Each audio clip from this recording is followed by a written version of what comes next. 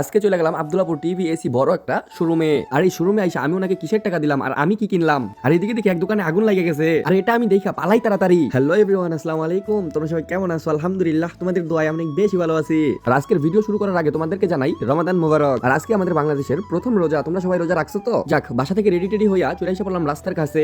আর তোমরা আমার এই ভিডিওটা নতুন দেখে থাকলে অবশ্যই আমার চ্যানেলটা সাবস্ক্রাইব করে আমার পাশেই থেকো। তোমাদেরকে আরো সুন্দর সুন্দর ভিডিও দেওয়ার চেষ্টা করবো ইনশাআল্লাহ। আর এর ফাঁকে আমি আব্দুল্লাহপুর যাওয়ার জন্য গাড়িও পেয়ে গেছি।